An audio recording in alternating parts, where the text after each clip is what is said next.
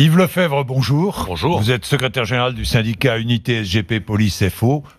Vous avez écouté attentivement Marion Dubreuil. Quelle réaction? Je dirais un début de réponse pénale, un début de fermeté qui était nécessaire.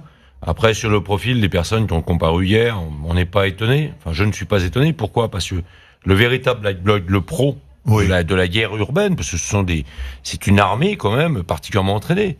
Il se fait jamais attraper. C'est très clair. Pourquoi n'est-il jamais attrapé? Pourquoi? Parce qu'on était déjà beaucoup trop tardif. Ce fut le cas samedi. Samedi, on a subi. On a été minable samedi. On a pris une raclée samedi. Pourquoi? Parce qu'on a attendu, parce que les ordres donnés n'ont pas été les bons, parce que les forces déployées sur le terrain pour une réactivité immédiate n'étaient pas les bonnes forces. On sait que les gendarmes mobiles, qui sont d'excellents professionnels, ne sont pas aussi rapides à la manœuvre que peuvent l'être les CRS. C'était des gendarmes mobiles. C'était des gendarmes mobiles. Les CRS ont été cantonnés à la gare du Triangle hier. C'était une décision de la préfecture de police. Décision, bien évidemment, qui ne devra jamais être renouvelée dans le temps, dès lors qu'on est confronté à cette topologie de maintien. Mais alors, que peut-on faire?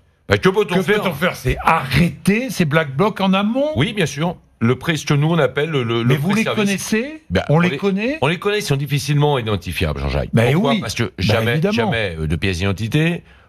Ils sont porteurs de gants. Souvent venus de l'étranger. Un jour, ils vont s'appeler Jean-Jacques Bourdin, le lendemain Yves Lefebvre, en fonction du personne de l'enquêteur qui va les interroger. Ils sont très difficiles à neutraliser. Par contre, ce qu'on peut faire, c'est qu'on sait en amont qu'ils ont l'attirail du Black Bloc sur eux. Ils n'arrivent pas, ils découvrent pas d'un effet magique une cagoule, un sweatshirt ou une veste noire. Ce qu'il faut, c'est du pré-contrôle, péage, aire d'autoroute, gare routière, gare SNCF, RER, bref, tout ce qu'on peut contrôler. On les aura pas tous, on n'arrivera jamais au risque zéro, mais on neutralisera une grande partie d'entre eux. On l'avait fait le 8 décembre, on l'a jamais refait depuis. Je me souviens. Mais Yves Lefebvre, est-ce que tout ce qui a été écrit, dit auparavant sur l'utilisation des LBD, des grenades de désencerclement, ça a joué? Oui, ça a samedi, joué. Ça a joué. C'est-à-dire que les forces de l'ordre ont hésité à utiliser les LBD et les... La hiérarchie policière a travaillé samedi, a fait travailler mes collègues samedi avec de la peur au ventre. À savoir que quand on avait une unité dédiée au maintien de l'ordre, comme une compagnie d'intervention parisienne constituée de 60 femmes et hommes, on avait 3 LBD samedi. Bon, le défenseur des droits est responsable? Pas le responseur des droits, je dis non. Le responsable des droits, lui, décline une position que moi, je ne partage absolument pas. La position de Jean-Jacques Toubon, je l'ai dit ici.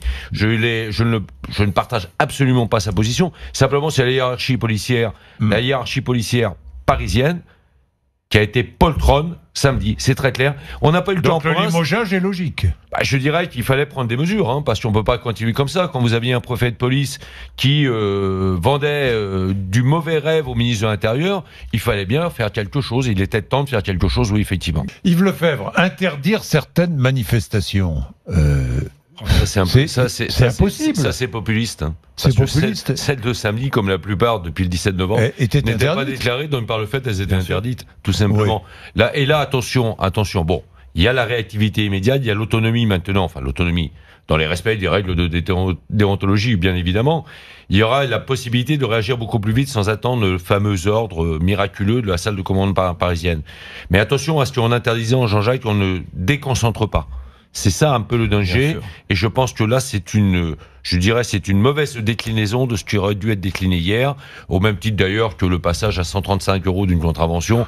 Je le disais il y a quelques instants, on les connaît pas. Comment voulez-vous passer? Est-ce qu'un Black Bloc, on va le faire frémir en passant à 135 €? Dites-moi, plus de contacts aussi, c'est ce que j'ai vu. Oui, c'était nécessaire. C'est-à-dire pour aller interpeller de suite, très vite, tout de suite. Voilà, de suite, on fonce, on y va. Avec le risque de plus de violence, plus de contact égale peut-être plus de violence. Oui, mais on sait là, on va s'attaquer directement, entendons bien, le contact direct, ça sera sur ceux qui sont identifiés comme étant potentiellement des casseurs. On va pas attaquer un groupe de personnes du troisième âge qui vient manifester, même avec un gilet jaune, ça ne se fera jamais. Par contre, on identifie un groupe comme étant des Black Blocs, ça aurait pu le cas samedi, on va dessus, au contact, on disperse, et accessoirement, je dis bien accessoirement, on procède ensuite à l'interpellation.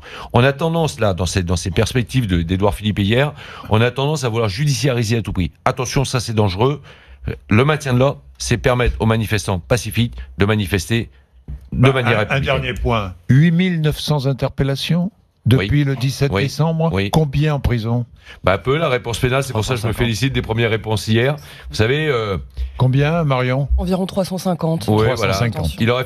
Il faudrait peut-être tendre le bras à un moment donné à la magistrature, et en l'occurrence pas aux magistrats du siège, qui du parquet, qui eux réquisitionnent de façon très ferme, mais à ceux du siège qui ne suivent pas. On sait malheureusement, il faut le dire, il faut appeler un chat, Jean-Jacques. Il y a une politisation aujourd'hui au niveau des magistrats du siège qui va à contre-courant des positions des policiers. En l'occurrence, à Paris, ils suivent une politique pénale qui est assez ferme. On l'a vu pour les outrages et violences. Pas à Bordeaux, entre autres. Bon.